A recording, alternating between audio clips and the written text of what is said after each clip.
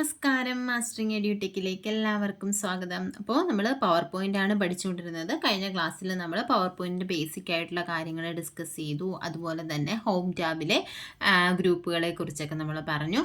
ഇനി നമുക്ക് അടുത്ത പറയാനുള്ളത് ഇൻസേർട്ട് ടാബാണ് രണ്ടാമത് വരുന്നത്. ആകെ 7 ടാബുകളാണുള്ളത്. Home, insert, design, animation, slide show, review and view.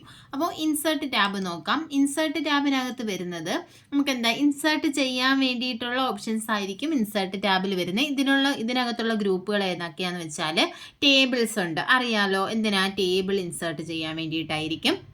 അടുത്തത് ഇല്ലുസ്ട്രേഷൻസ് ഉണ്ട്. ഇല്ലുസ്ട്രേഷൻസിനകത്ത് നമ്മൾ പഠിച്ചിട്ടുള്ള പോലെ തന്നെ പിക്ചർ, ക്ലിപ്പാർട്ട്, ഫോട്ടോ ആൽബം എന്നൊരു ഓപ്ഷൻ ഉണ്ട്. അതായത് നമുക്ക് എന്ത് ചെയ്യാം, പ്രസൻറ്റേഷൻ ബേസ്ഡ് പിക്ചേഴ്സിനെയൊക്കെ ക്രിയേറ്റ് ചെയ്യാനും എഡിറ്റ് ചെയ്യാനും ഒക്കെയാണ് ഈ ഫോട്ടോ ആൽബം യൂസ് ചെയ്യുന്നത്.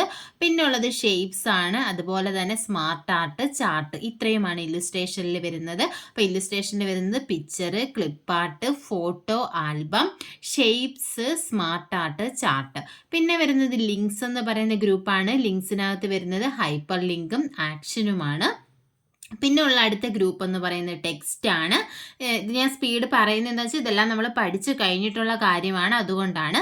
ടെക്സ്റ്റിനകത്ത് വരുന്നത് ടെക്സ്റ്റ് ബോക്സ്. നമുക്കറിയാം എന്താ movable and resizable container for text ആണ് ഇതെന്ന് പറയുന്നത്.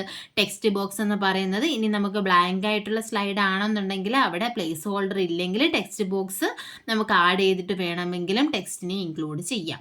ഇന്നൊക്കെ ഹെഡർ ആൻഡ് ഫൂട്ടർ ഉണ്ട്. പിന്നെ വേർഡ് ആർട്ട് അറിയാലോ, അട്രാക്റ്റീവ് ടെക്സ്റ്റ് കൊടുക്കാൻ വേണ്ടിയിട്ടാണ് വേർഡ് ആർട്ട് യൂസ് ചെയ്യുന്നത്.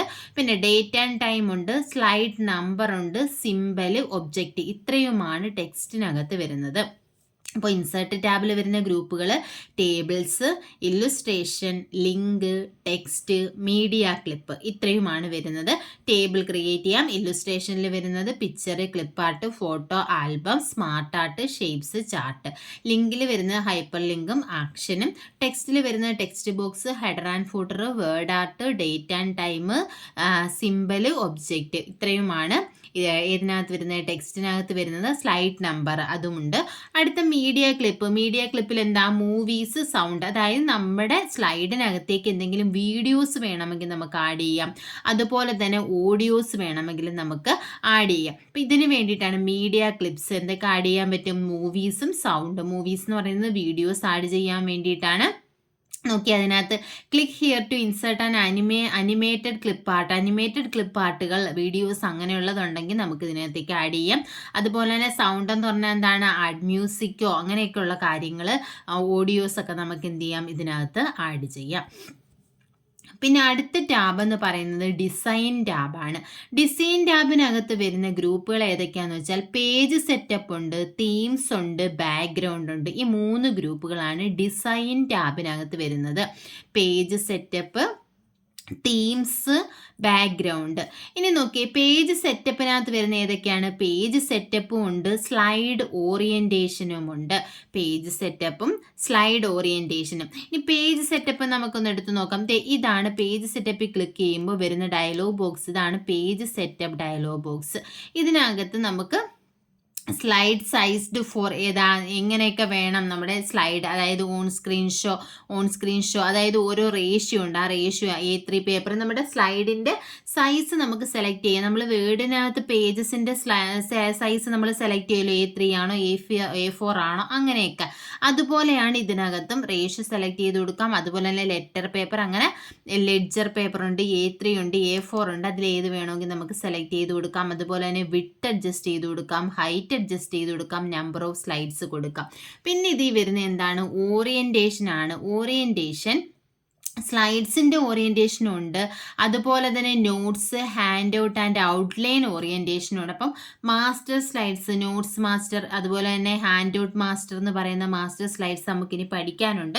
അപ്പോൾ അതിൻ്റെ ഓറിയൻറ്റേഷന് നമുക്ക് ഇവിടെ സെലക്ട് ചെയ്ത് കൊടുക്കാം. അപ്പോൾ ഓറിയൻറ്റേഷൻ മെയിനായിട്ടും 2 ടൈപ്പാണുള്ളത്, പോർട്രേറ്റും ലാൻഡ്സ്കേപ്പും ആണ് ഉള്ളത്.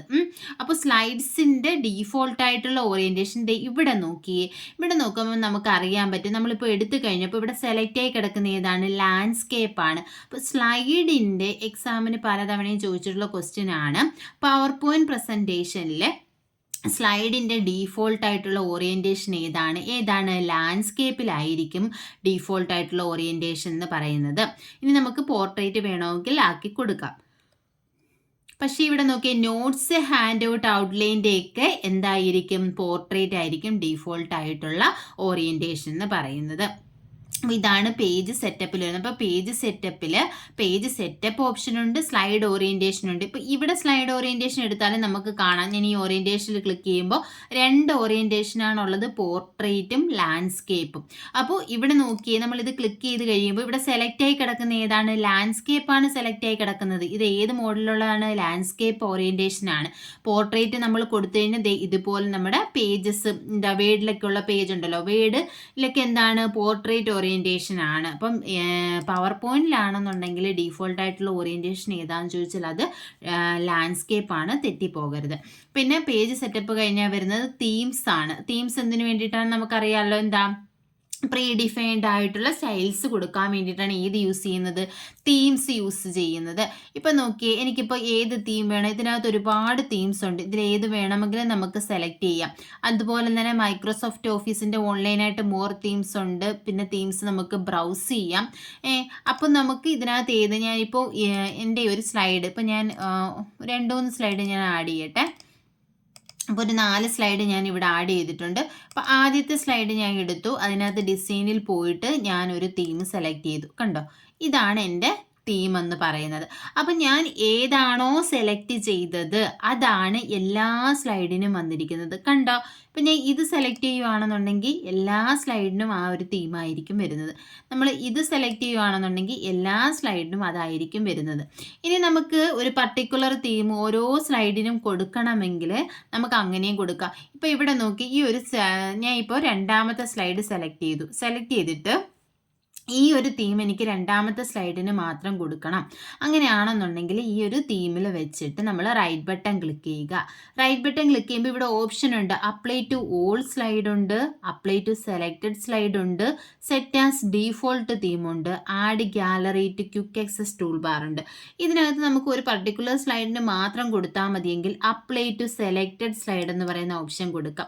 കണ്ടോ, ഞാൻ അപ്ലൈ ടു സെലക്റ്റഡ് സ്ലൈഡ് എന്ന് കൊടുത്തപ്പോൾ അതിന് മാത്രം ആ ഒരു തീം വന്നു. കണ്ടോ, ഇത് നമ്മളിപ്പോൾ ഈ സ്ലൈഡിന് മാത്രം കൊടുത്തു. പക്ഷേ ഫസ്റ്റ് സ്ലൈഡിന് കൊടുത്ത ആ ഒരു തീമാണ് ബാക്കിയുള്ളതിനെല്ലാം വന്നേക്കുന്നത്. നമുക്ക് വേണമെങ്കിൽ അങ്ങനെ ഞാൻ ഇതെടുത്തിട്ട് ഇവിടെ ഞാൻ റൈറ്റ് ബട്ടൺ ക്ലിക്ക് ചെയ്തു, റൈറ്റ് ബട്ടൺ ക്ലിക്ക് ചെയ്തിട്ട് അപ്ലൈ ടു സെലക്റ്റഡ് സ്ലൈഡ് കൊടുത്തു. കണ്ടോ, അപ്പോൾ അതിൻ്റെത് മാറി. ഇങ്ങനെ നമുക്ക് എന്ത് ചെയ്യാം, തീം ചേഞ്ച് ചെയ്ത് കൊടുക്കാം.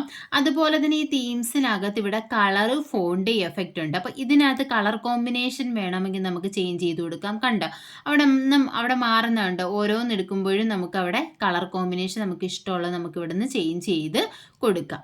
അതുപോലെ തന്നെ ഫോണ്ട്, ഇതിനകത്ത് വരുന്ന ടെക്സ്റ്റിൻ്റെ ഫോണ്ട് കണ്ടോ, കാലിബ്രി, അതുപോലെ തന്നെ ഏരിയൽ, അങ്ങനെ പല ഫോണ്ടുകളുണ്ട്. ഇപ്പം ഇവിടെ ഫോണ്ട് ചേഞ്ച് ആകുന്ന കാണാമല്ലോ. നമുക്ക് ഇഷ്ടമുള്ള ഫോണ്ട് നമുക്ക് വേണമെങ്കിൽ എന്ത് ചെയ്യാം, ഡീഫോൾട്ടായിട്ടുള്ള ഫോണ്ട് അവിടെ കാണും. നമുക്ക് ഇഷ്ടമുള്ള ഫോണ്ട് വേണമെങ്കിൽ നമുക്ക് എന്ത് ചെയ്യാം, സെലക്ട് ചെയ്ത് കൊടുക്കാം. അതുപോലെ തന്നെ എഫക്റ്റ് നമുക്ക് ഇവിടെ നിന്ന് എന്ത് ചെയ്ത് കൊടുക്കാം, ചേഞ്ച് ചെയ്ത് കൊടുക്കാൻ പറ്റും. നമുക്ക് ഇഷ്ടമുള്ള എഫക്റ്റ് സ്ലൈഡിന് കൊടുക്കാൻ പറ്റും. അപ്പോൾ ഇത്രയുമാണ് ഏതിൽ വരുന്നത്, തീംസിൽ വരുന്നത്. അപ്പോൾ ഡിസൈൻ ടാബിനകത്ത് വരുന്നത് page setup, themes, background. Page സെറ്റപ്പിൽ വരുന്ന പേജ് സെറ്റപ്പും ഉണ്ട്, സ്ലൈഡ് ഓറിയൻറ്റേഷനും ഉണ്ട്. തീംസിൽ എന്തൊക്കെ വരും, തീംസ് ഉണ്ട്, അതുപോലെ കളറുണ്ട്, ഫോണ്ട് ഉണ്ട്, എഫക്റ്റ് ഉണ്ട്. ഇനി ബാക്ക്ഗ്രൗണ്ടിൽ ഏതൊക്കെ വരും, ബാക്ക്ഗ്രൗണ്ട് സ്റ്റൈലുണ്ട്. ഇതുപോലെ നമുക്ക് എന്ത് ചെയ്യാം, ആ ഒരു സ്ലൈഡിൻ്റെ ബാക്ക്ഗ്രൗണ്ട് സ്റ്റൈല് നമുക്ക് എന്ത് ചെയ്ത് കൊടുക്കാം, ചേഞ്ച് ചെയ്ത് കൊടുക്കാൻ പറ്റും. അതുപോലെ തന്നെ ഹൈഡ് ബാക്ക്ഗ്രൗണ്ട് ഗ്രാഫിക്സ്, നമുക്ക് വേണമെങ്കിൽ എന്ത് ചെയ്യാം, ബാക്ക്ഗ്രൗണ്ടിലുള്ള ഗ്രാഫിക്സ് ഇവിടെ ടിക്ക് ചെയ്ത് കൊടുത്തു കഴിഞ്ഞാൽ അത് ഹൈഡ് ചെയ്യാൻ പറ്റും. ഒന്നുകൂടെ ടിക്ക് ചെയ്ത് അത് വരും. ഇത്രയുമാണ് ഏതിനകത്തുള്ളത്, ഡിസൈൻ ടാബിനകത്ത് ഉള്ളത്. അപ്പം ഡിസൈൻ ടാബിനകത്ത് വരുന്നത് മെയിനായിട്ടും ഏതൊക്കെയാണ്, പേജ് സെറ്റപ്പ് ഉണ്ട്, തീംസ് ഉണ്ട്, ബാക്ക്ഗ്രൗണ്ട് ഉണ്ട്. ഇത്രയുമാണ് ഡിസൈൻ ടാബിനകത്ത് വരുന്നത്. ഇനി നമുക്ക് ഇതിനകത്ത് പറയാനുള്ളത് അനിമേഷൻ ആണ്. അനിമേഷൻ ഉണ്ട്, സ്ലൈഡ് ഷോ, റിവ്യൂ, അൺവ്യൂ ടാബ്, ഇത്രയുമാണുള്ളത്. അപ്പം അനിമേഷൻ നമുക്ക് പറയാം. അനിമേഷൻ എന്ന് പറഞ്ഞു കഴിഞ്ഞാൽ ഇപ്പോൾ ഇവിടെ നോക്കിയാൽ അനിമേഷനിൽ നമുക്ക് ആദ്യം വരുന്ന ഗ്രൂപ്പ് ഏതാ, പ്രിവ്യൂ ഉണ്ട്, പിന്നെ അടുത്ത വരുന്നത് അനിമേഷൻസ് ഉണ്ട്. അനിമേഷനിലുള്ളത് മെയിനായിട്ടുമുള്ളത് കസ്റ്റം അനിമേഷൻ ആണ്. കസ്റ്റം അനിമേഷൻ എന്ന് പറഞ്ഞാൽ നമ്മുടെ സ്ലൈഡിലുള്ള ഓരോ ഇൻഡിവിജ്വലായിട്ടുള്ള ഒബ്ജക്റ്റിനെയും അനിമേഷൻ അല്ലെങ്കിൽ എഫക്റ്റ് കൊടുക്കാൻ വേണ്ടിയിട്ടാണ് കസ്റ്റം അനിമേഷൻ യൂസ് ചെയ്യുന്നത്. പിന്നെ ഇതിനകത്തുള്ളത് ട്രാൻസിഷൻ ടു ദി സ്ലൈഡ് ഉണ്ട്. ട്രാൻസിഷൻ എന്ന് പറഞ്ഞാൽ നമ്മുടെ സ്ലൈഡ്സിന് ട്രാൻസിഷൻ അല്ലെങ്കിൽ മൂവ്മെൻറ്റ് കൊടുക്കാൻ വേണ്ടിയിട്ടാണ് ഏത് യൂസ് ചെയ്യുന്നത്, ട്രാൻസിഷൻ യൂസ് ചെയ്യുന്നത്. ഇപ്പം നോക്കിയേ, ഇപ്പം നമുക്ക് ട്രാൻസിഷൻ ആദ്യമേ പഠിക്കുക. ഇപ്പം ഞാൻ ഓരോ സ്ലൈഡും കണ്ടോ, ഇതെല്ലാം ഓരോ സ്ലൈഡാണ്, 4 സ്ലൈഡ് ഉണ്ട്. അപ്പം ഇതിനകത്തെല്ലാം നമുക്ക് ഓരോ കണ്ടൻറ്റ് നമുക്ക് ടൈപ്പ് ചെയ്യാം. ഞാൻ ജസ്റ്റ് ഓരോ കണ്ടൻറ്റ് ടൈറ്റിൽ ഇവിടെ കൊടുത്തു, ഇവിടെ ഒരു ടെക്സ്റ്റ് ആഡ് ചെയ്തു, ഇവിടെയും ടൈറ്റിൽ കൊടുത്തു. ഓരോന്നിലും ഞാൻ ഓരോ കണ്ടൻറ്റ്, എല്ലാ സ്ലൈഡിലും ഞാൻ ഓരോ കണ്ടൻറ്റ് ഞാൻ ടൈപ്പ് ചെയ്ത് കൊടുത്തിട്ടുണ്ട്. അപ്പോൾ ഫസ്റ്റ് സ്ലൈഡ് ഞാൻ എടുത്തു. ഇവിടെ ഞാൻ ട്രാൻസിഷൻ ടു ദ സ്ലൈഡിന് നമുക്ക് എന്ത് കൊടുക്കാം, ട്രാൻസിഷൻ കൊടുക്കാം, അതായത് എഫക്റ്റ് നമുക്ക് കൊടുക്കാൻ പറ്റും. അപ്പോൾ നോക്കിയേ, പല രീതിയിലുള്ള ഒരുപാട് ട്രാൻസിഷൻസ് ഉണ്ട്. ഇവിടെ കണ്ടോ, നോ ട്രാൻസിഷൻ ഉണ്ട്, ഫെയ്ഡ് ഓർ ഡിസോൾവ്ഡ് ഉണ്ട്, വൈബ്സ് ഉണ്ട്, പുഷ് ആൻഡ് കവർ ഉണ്ട്, സ്ട്രൈപ്സ് ആൻഡ് ബാർ ഉണ്ട്. ഇങ്ങനെ പല രീതിയിലുള്ള ട്രാൻസിഷൻ ഉണ്ട്. അപ്പോൾ ഞാൻ ആദ്യത്തെ സ്ലൈഡ് സെലക്ട് ചെയ്തു, അതിന് ഞാനൊരു ട്രാൻസിഷൻ കൊടുത്തു. ഇതാണ് എൻ്റെ ട്രാൻസിഷൻ കൊടുത്തത്.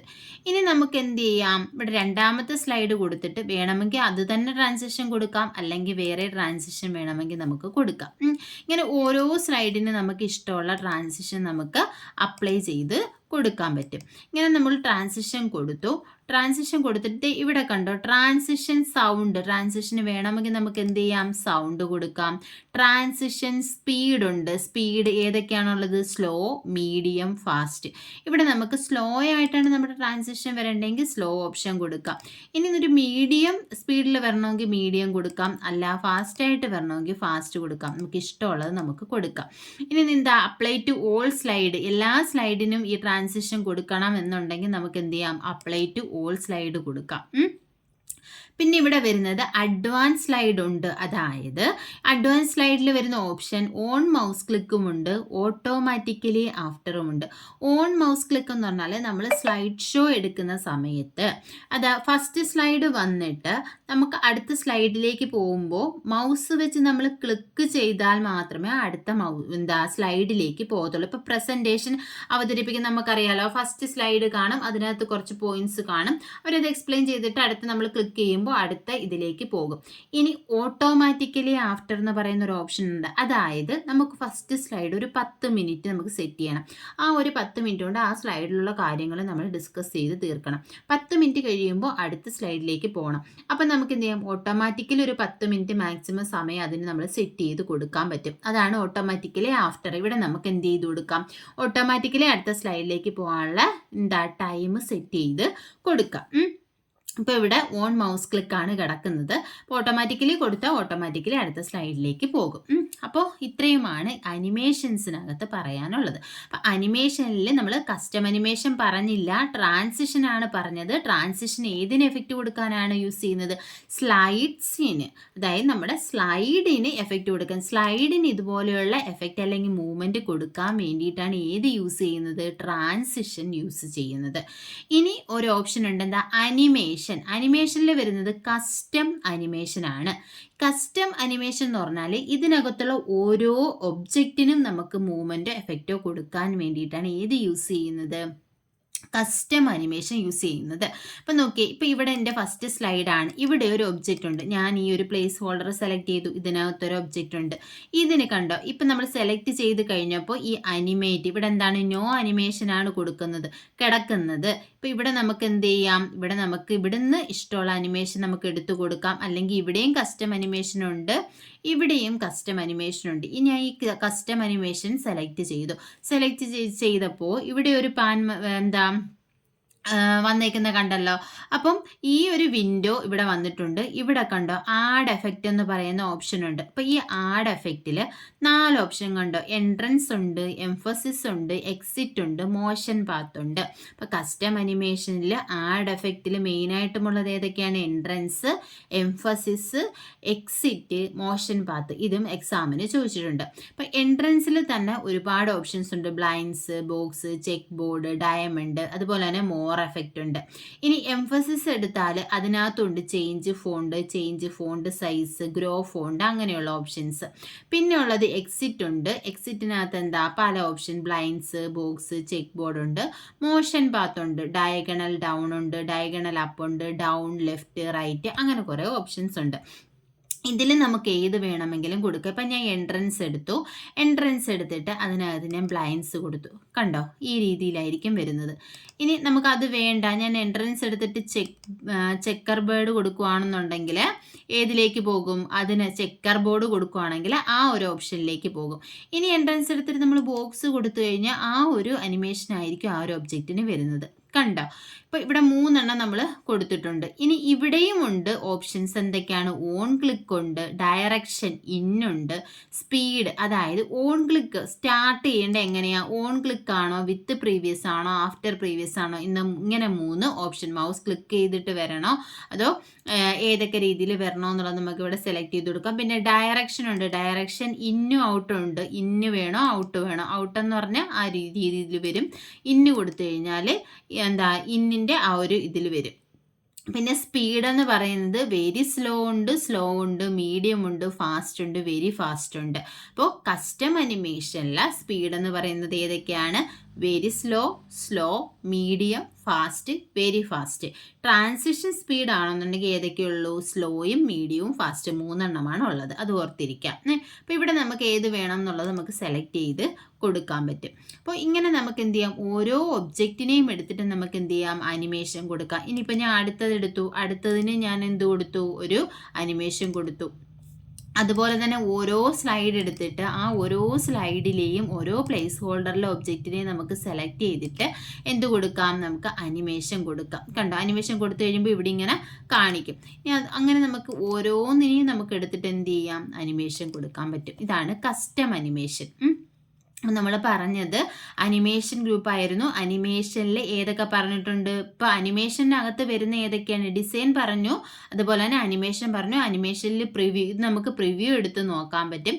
അടുത്ത അനിമേഷൻ ഉണ്ട്. കസ്റ്റം അനിമേഷൻ എന്ന് പറഞ്ഞാൽ ഈ സ്ലൈഡിലുള്ള ഓരോ ഒബ്ജക്റ്റിനും അനിമേഷൻ കൊടുക്കാൻ വേണ്ടി യൂസ് ചെയ്യുന്നു. ട്രാൻസിഷൻ എന്ന് പറഞ്ഞാൽ ഓരോ സ്ലൈഡിനും എന്താ മൂവ്മെൻറ്റ് അല്ലെങ്കിൽ എഫക്റ്റ് കൊടുക്കാൻ യൂസ് ചെയ്യുന്നു. ട്രാൻസിഷനിൽ ഏതൊക്കെ വരും? ട്രാൻസിഷൻ സൗണ്ട് ഉണ്ട്, സ്പീഡ് ഉണ്ട്, അപ്ലൈ ടു ഓൾ ഉണ്ട്. ഇനി അഡ്വാൻസ് സ്ലൈഡിൽ ഓൺ മൗസ് ക്ലിക്ക് കൊണ്ട് ഓട്ടോമാറ്റിക്കലി ആഫ്റ്ററും ഉണ്ട്. പിന്നെ ആഡ് എഫക്റ്റ്, കസ്റ്റം അനിമേഷനിൽ വരുന്ന ആഡ് എഫക്റ്റിൽ വരുന്ന എൻട്രൻസ് ഉണ്ട്, എംഫസിസ് ഉണ്ട്, എക്സിറ്റ് ഉണ്ട്, മോഷൻ പാത്ത് ഉണ്ട്. അപ്പം ഇത്രയുമാണ് ഇന്നത്തെ ക്ലാസ്സിൽ നമ്മൾ ഡിസ്കസ് ചെയ്യുന്നത്. നമുക്ക് സ്ലൈഡ് ഷോ, റിവ്യൂ, വ്യൂ എന്നൊക്കെ ഉള്ളത് നമുക്ക് അടുത്ത ക്ലാസ്സിൽ ഡിസ്കസ് ചെയ്യാം. ഇനി ഈ അനിമേഷൻ എടുക്കുമ്പോൾ നമുക്ക് വരുന്ന ഒരു കോണ്ടെക്സ്റ്റൽ ടാബ് എന്ന് പറയുന്നത് ഏതാണ്? ഫോർമാറ്റ് ടാബാണ് വരുന്നത്. അപ്പോൾ ക്ലാസ്സുകൾ ഇഷ്ടപ്പെടുകയാണെന്നുണ്ടെങ്കിൽ ലൈക്ക് ചെയ്യുക, ഷെയർ ചെയ്യുക, കമൻറ്റ് ചെയ്യുക. താങ്ക്